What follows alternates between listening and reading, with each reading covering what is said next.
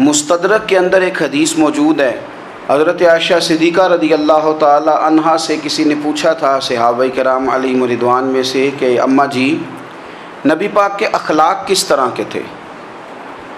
تو فرمانے لگی قرآن مجید ہی رسول پاک کے اخلاق ہیں۔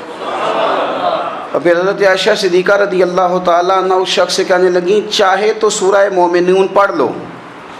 تو انہوں نے یہ ابتدائی آیات سورہ مومنون کی جب تلاوت کی تو حضرت عائشہ فرمانے لگی یہی تو میرے نبی پاک کے اخلاق ہیں، اور یہی وہ آیات ہیں جن میں اللہ تبارک و تعالیٰ نے بندہ مومن سے تقاضا کیا ہے کہ اگر وہ جنت کا وارث بننا چاہتا ہے، جنت وہ جگہ ہے جہاں رسول کریم علیہ السلام کا قرب بھی ملے گا اور رب کریم کی زیارت بھی نصیب ہوگی، وہ مقام فلاح، وہ مقام کامیابی، وہ مقام جہاں اللہ تعالیٰ اپنے بندوں پر اپنی رضا نازل فرمائے گا، اس مقام کا نام مقام جنت ہے۔ تو اس سورہ مبارکہ کی ابتدائی آیات کے اندر اللہ تبارک و تعالیٰ نے ان صفات کا تذکرہ فرمایا ہے کہ اگر وہ صفات ہم اپنے اندر پیدا کرنے میں کامیاب ہو جائیں، معنی یہ ہے کہ ہمیں اللہ تبارک و تعالیٰ نے جنت کا وارث بنا دیا ہے۔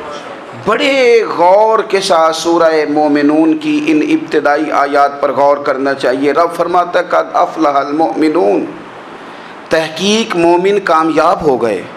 کون سے مومن؟ الذین هم فی صلاتہم خاشعون، وہ جو اپنی نمازوں میں گڑ گڑانے والے ہیں، خشوع کے ساتھ، عاجزی کے ساتھ، انکساری کے ساتھ، ذوق کے ساتھ نماز پڑھنے والے ہیں۔ والذین هم عن اللغو معرضون، اور وہ جو بیہودہ باتوں سے منہ پھیرنے والے ہیں، لغویات سے اپنا رخ پھیرنے والے، سنجیدہ لوگ۔ پھر ارشاد فرمایا والذین هم للزکاۃ فاعلون، جو زکوٰۃ دینے کا کام کرنے والے ہیں۔ پھر فرمایا والذین هم لفروجہم حافظون، اور وہ لوگ جو اپنی شرمگاہ کی حفاظت کرنے والے، اپنی شرمگاہ کی حفاظت کرنے والے۔ الا علی ازواجہم، مگر یہ کہ اپنی بیویوں پر، او ما ملکت ایمانہم، یا اپنی شرعی باندیوں پر۔ اس زمانے میں جو لونڈی خریدی جاتی تھی اس سے بھی وطی کرنا جائز تھا، اگرچہ اب لونڈیاں موجود نہیں ہیں تو یہ فعل بھی موجود نہیں، سوائے اپنی بیویوں پر یا شرعی باندیوں پر۔ فإنہم غیر ملومین، فرمایا جو یہ کام کرے اس پر کوئی ملامت نہیں ہے، اپنی بیوی کے پاس شرعی طریقے سے جائے یا باندی کے پاس جائے۔ فمن ابتغى وراء ذلك، اور جو آدمی اس کے بعد اس حد سے بڑھے، اس کے سوا کچھ اور کرے جو بندہ، فرمایا فاولئک هم العادون، یہ لوگ حد سے بڑھنے والے ہیں۔ جو لونڈیوں اور باندیوں کے علاوہ، اپنی بیویوں کے علاوہ کسی اور جگہ گندگی کریں، یہ حد سے بڑھنے والے، حدوں کو کراس کرنے والے لوگ ہیں۔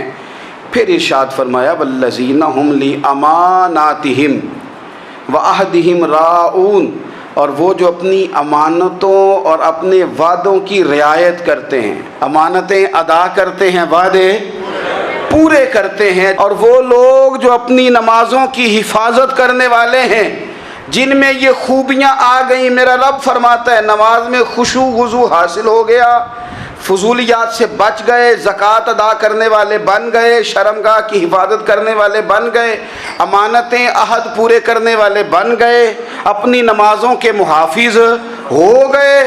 اللہ اکبر، قربان جائیں۔ مالک فرماتے ہیں اولئک هم الوارثون، یہی لوگ تو وارث ہیں۔ یا اللہ کس چیز کے؟ فرمایا الذین یرثون الفردوس، یہ لوگ جنت کے وارث ہیں، یہ جنت کے وارث ہیں یہ لوگ۔ ہم فیہا خالدون، اور فردوس سے، جنت سے نکالے نہیں جائیں گے، ہمیشہ ہی جنت میں رہیں گے۔ یہ آیات اللہ کا مطالبہ بھی ہے، یہ آیات صحابہ، اہل بیت، اولیاء اللہ، ان تمام کی سیرت کا عکس بھی ہے۔ اور سب سے بڑھ کر سیدہ عائشہ صدیقہ فرماتی ہیں یہی تو آیات ہیں جنہیں اچھی طرح سمجھ لو گے تو تمہیں مدینے والے کے اخلاق بھی سمجھ میں آ جائے گا۔